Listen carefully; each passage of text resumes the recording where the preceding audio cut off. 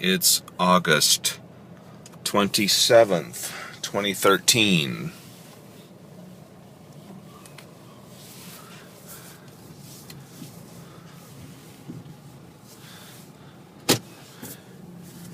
And last night, or evening, we walked around downtown a little bit. Let Beeb crawl on the grass at Temple Square. And we looked inside the Mormon Church History Museum. Checked out their Boy Scout exhibit. And it was okay, I guess.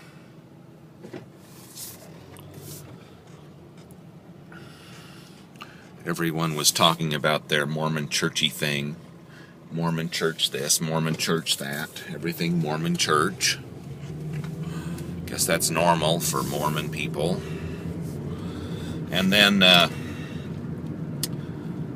in the back, on the second floor in the children's play area, we saw this this place where kids are supposed to help a guy named Mormon abridge the Book of Mormon. So you're supposed to be able to look at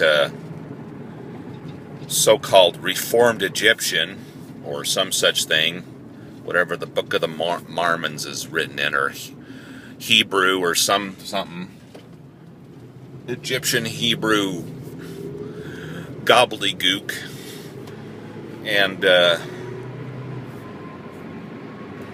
you're supposed to help him copy it and abridge it. So that's supposed to be a real fun activity for the little kiddies. And then also they've got the golden plates there, and you're supposed to be able to see how heavy they are. That may be fairly accurate. A useful thing to see. Whether Joseph Smith could lug them around, how easily he could walk with 200 pounds of gold under his arm. How easy is it for you to pick up 200 pounds?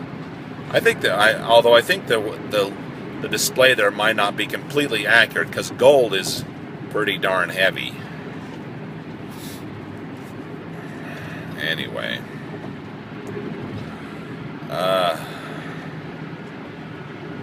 So it's entertaining, and then we went over to the City Creek Mall and went into Deseret Book and saw the pictures of the Mormon leaders and how you're supposed to put those on your wall and be all happy about that,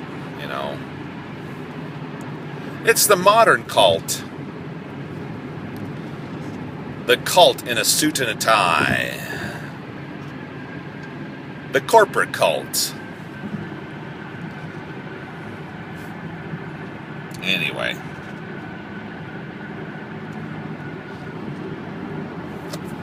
But they do have some good ideas.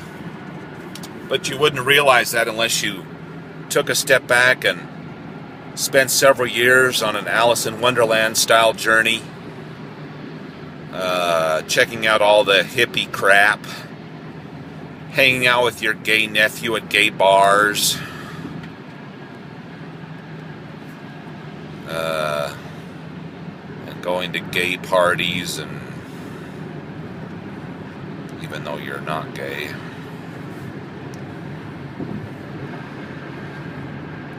Going to Portland and seeing what the different people do there. Anyway, and then marrying someone from China, then maybe you realize, well, you know what? Just so happens that in the Mormon and Catholic churches, in spite of their bullshit, they do have some good ideas. They've also got some bad things going on, that's for damn sure. The Catholic Church with what they do with the priest abuse, and the Mormon Church with their leader worship and not being able to speak the truth about the leaders, past and present. Why do religions have to support themselves with lies? Even the atheistic version of religion supports itself with lies. Lies about the impacts to choosing the homosexual lifestyle.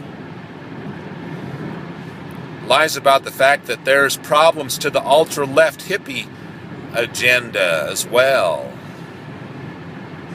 Why? Why do religions have to support themselves with lies and political correctness? There's political correctness in every religion, apparently, even the atheist religion.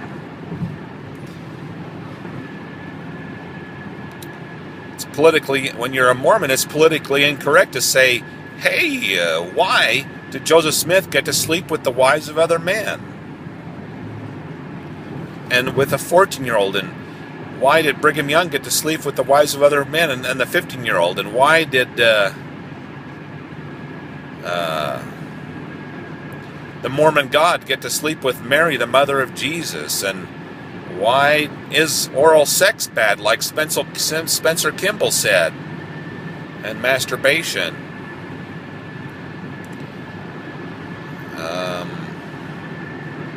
Anyway, so they got some crazy ideas, but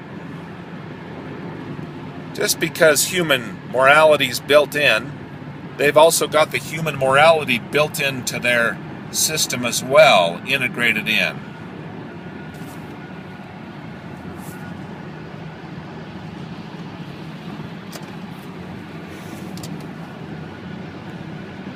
So what's going on there?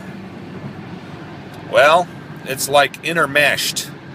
So it takes a bit of work to separate what's the good stuff that they're advocating for from the bullshit. And the Catholic Church also. Yeah, valuing life is a good thing. Yeah, discouraging abortion is a good thing. I don't personally believe in outlawing it, but before viability, I think it should be discouraged. And after viability, it should be illegal. So how's that? That's a good idea. And just valuing life and children in general, that's a good thing. You know, they've got advocacy for good and valuable things, but they got the bad things too, like having their priests be celibate and having their priests abuse children en masse. See how it's intermeshed?